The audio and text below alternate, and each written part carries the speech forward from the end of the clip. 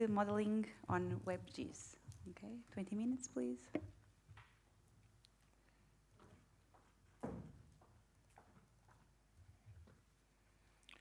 Good morning. I guess it's here. First of all, some fonts are mixed because of PowerPoint to LibreOffice, but I think we will make it. I will be presenting BQuake, which is seismic risk modeling on WebGIS. My name is João Bonacho, and I'm from Instituto Superior Técnico. This is some kind.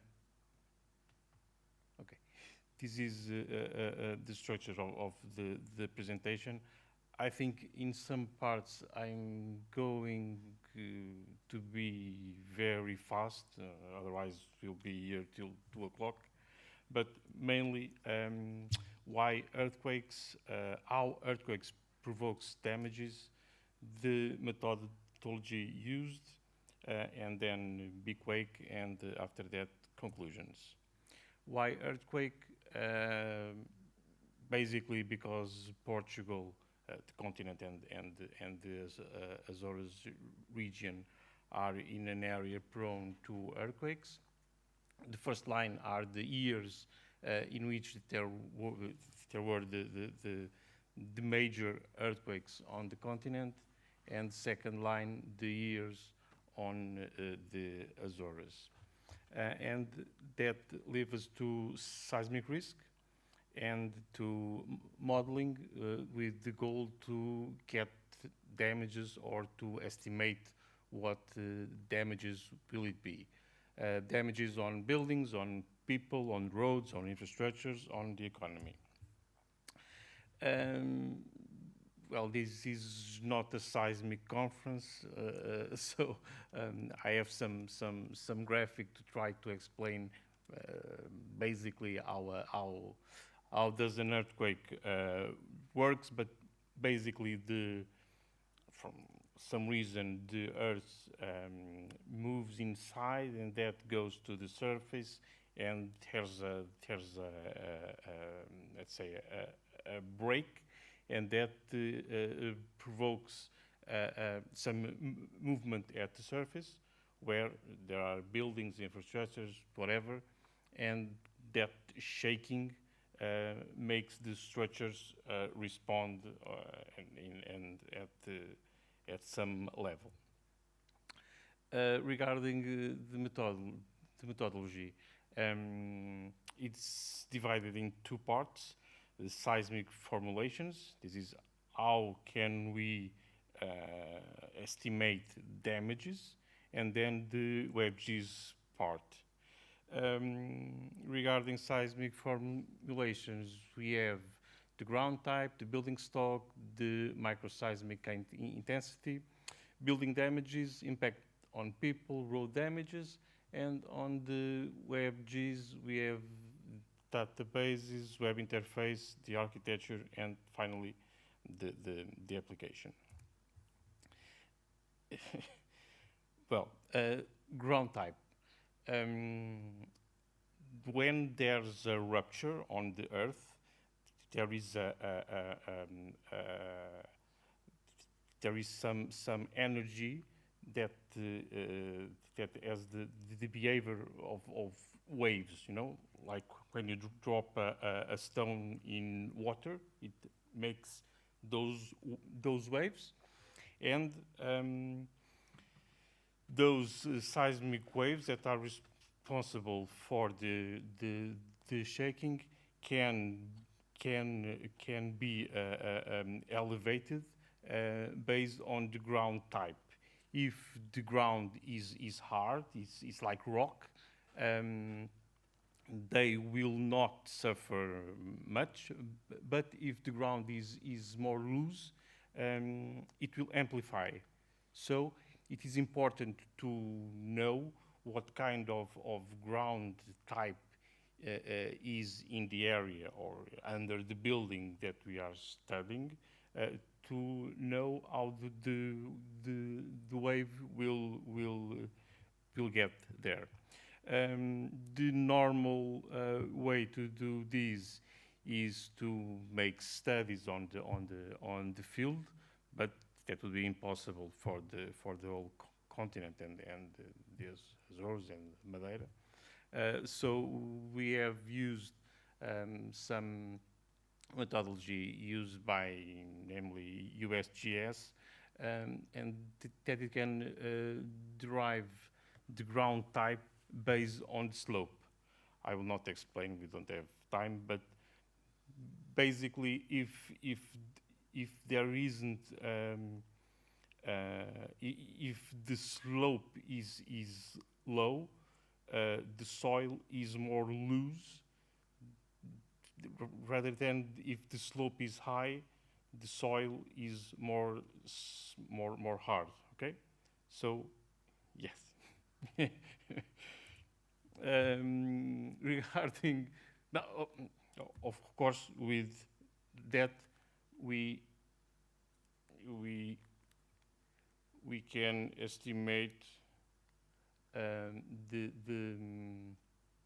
ground type for in this case, the continent. Soil A to D, this is rock, this is gravel or loose soil. Regarding building stock, we've used two sources, the census and OpenStreetMaps.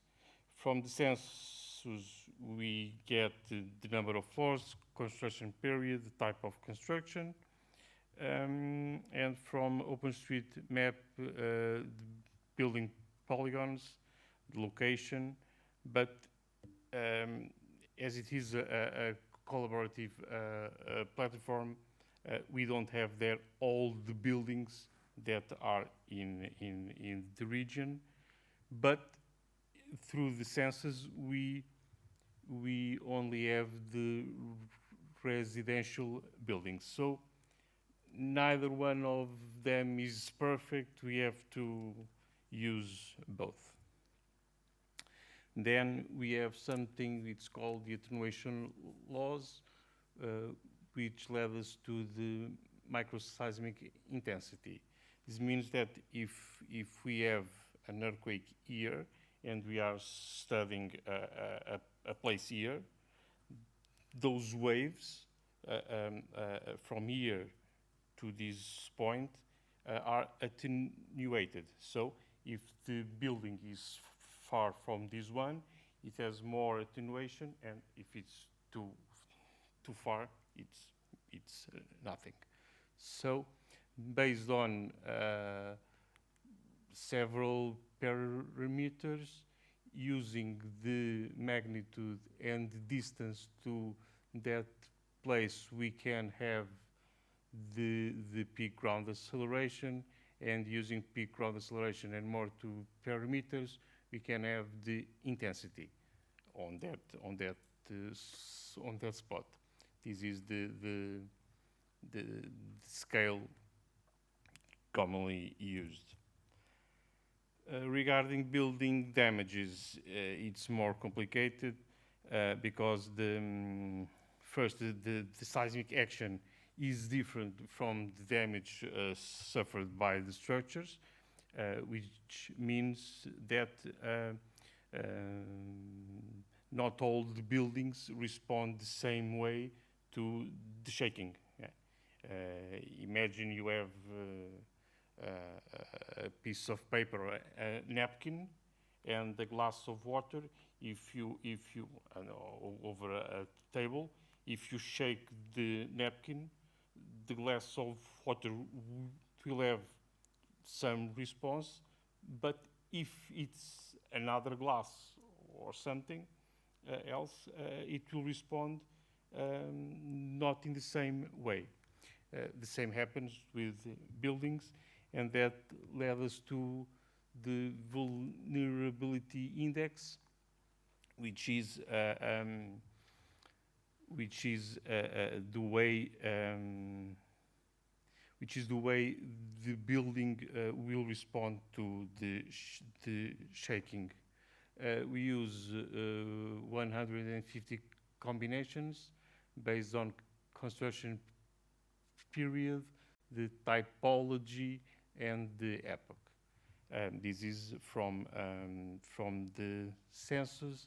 Then we get the mean damage grade, the probability of exceedance of damage state, which ranges from 0 to 5, and then the degree of damages.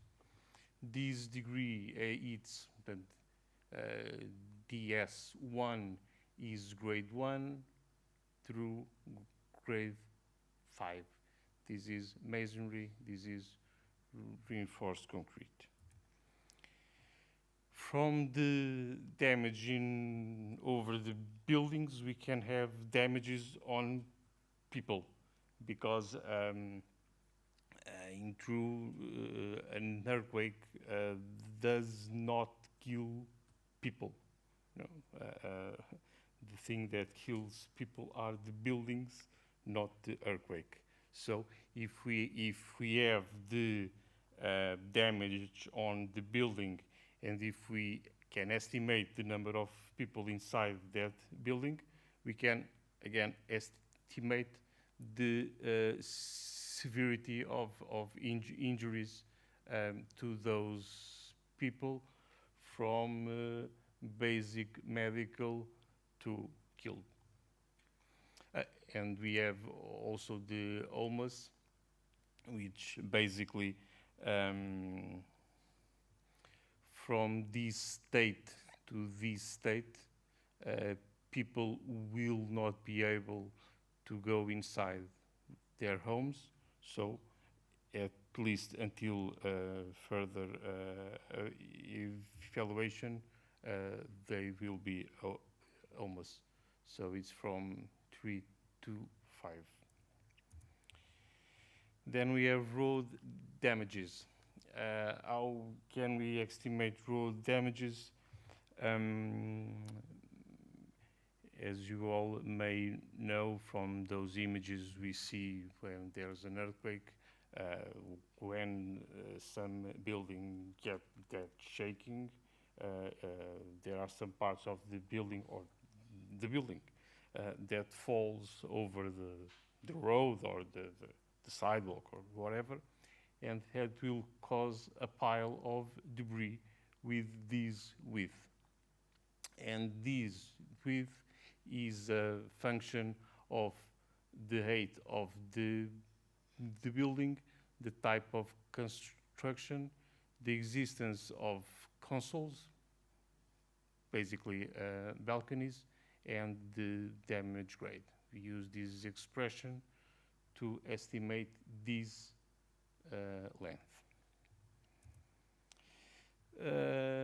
Now, starting with WebGIS, database use is MySQL. The interface uses Leaflet, jQuery UI, Turf. The architecture is a three-tier. It uses HTML, CSS, JavaScript, PHP, and then MySQL. Starting with BigQuake, we can consult the seismic catalog. We can set or select an epicenter. We can run BigQuake, get damages, statistics, export results, see GIS mapping options, cartography, and road damages. The seismic catalog is basically the shared European earthquake catalog with a lot of epicenters and covering these years. Setting the epicenter, we can choose from the catalog. We can choose indicating the coordinates, or just click on the map and set the magnitude that we want. Running BigQuake, we can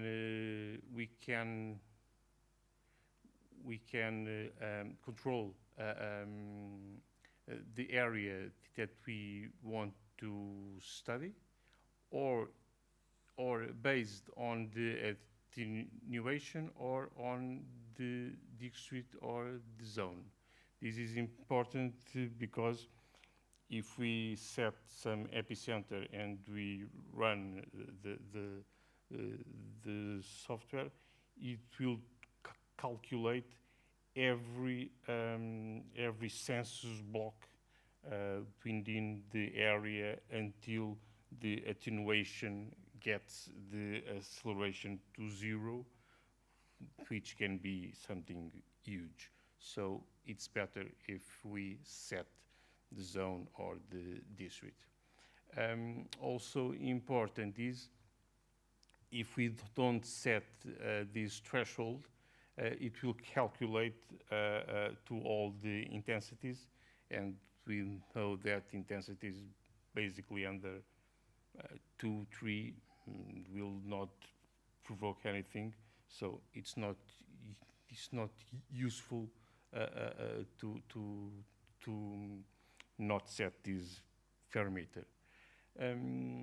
To a normal earthquake, it takes about half minute for a district, or around 5 minutes using attenuation laws to a big earthquake.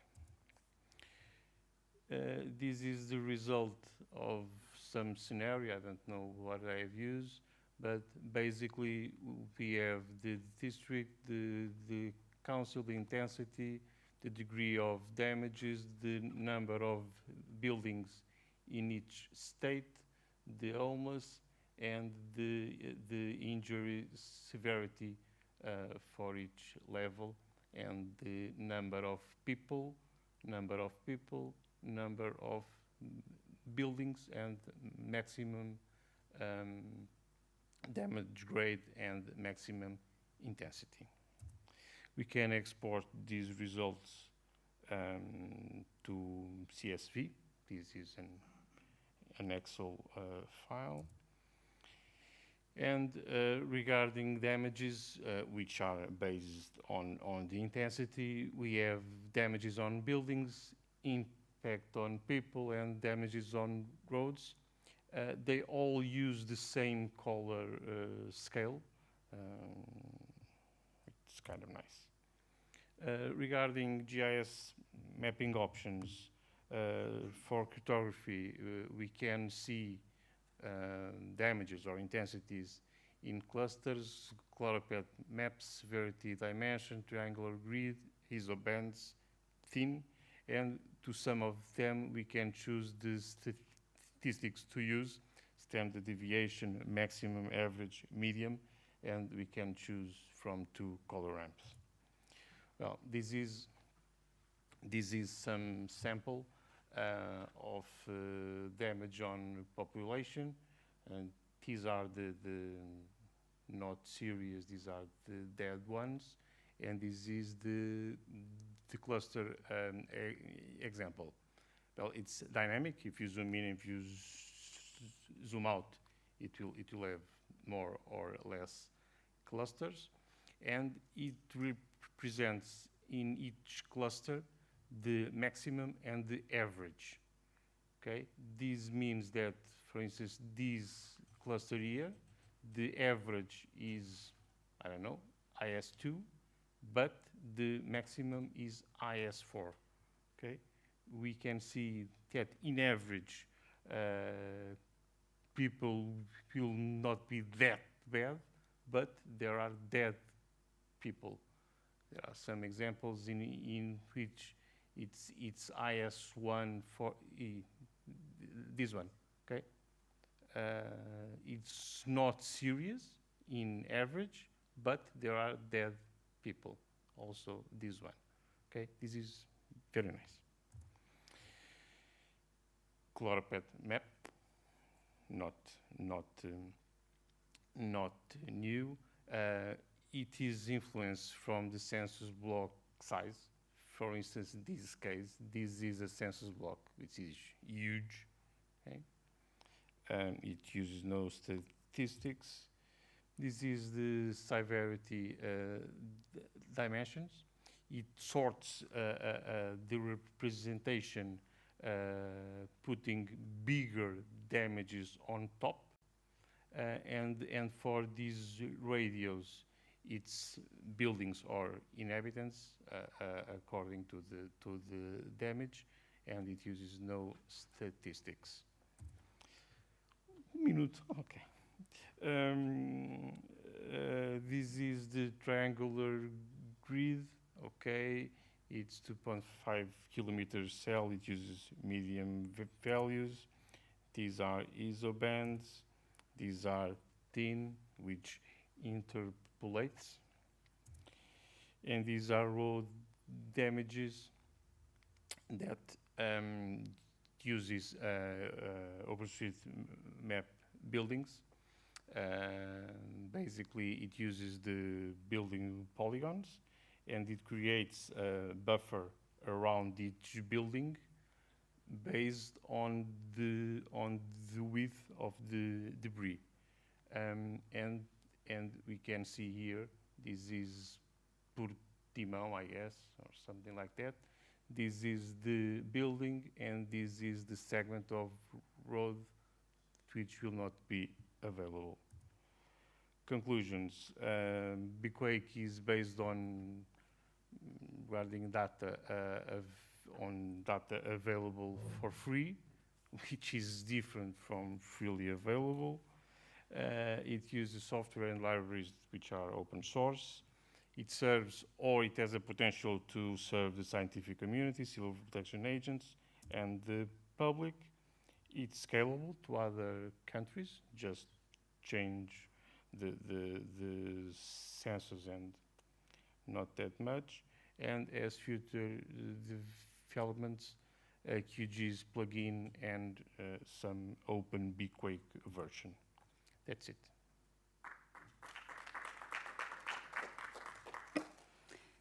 Thank you, Joao. Question, please. It's just a comment, I think. Upgrade, maybe, to the software.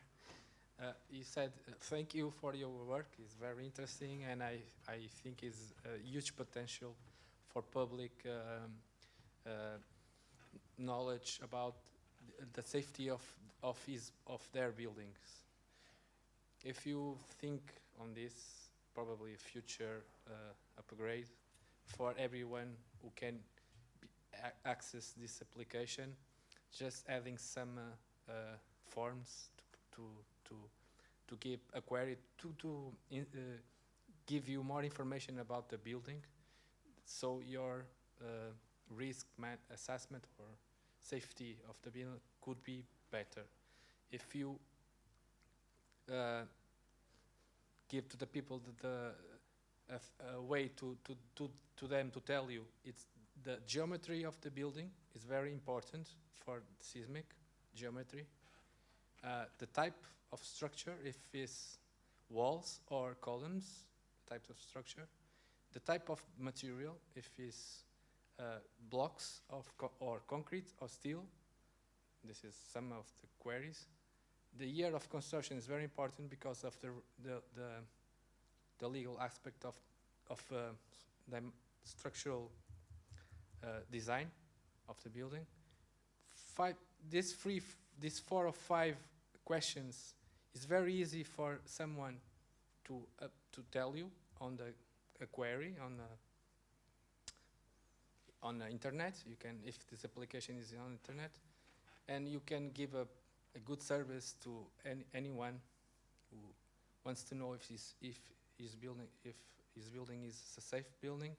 Just okay, it's not perfect result, but we can have an idea. And I think for the seismic evaluation, I think you didn't spoke about the depth of the seismic event. I think it's important, not only the distance, but the depth of the seismic. Thank you so much. Thank you. That aspect of characterizing the building is in here. We have 150 combinations of height, type of construction and year of construction. Okay, so that information is here.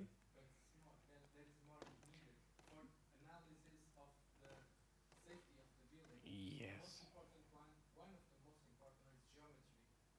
If it's an L shape, a U Yeah, shape, yeah, yeah. rectangular shape, this is very important. And the type of structure, if it's columns or walls, this different safety for the building, Yeah.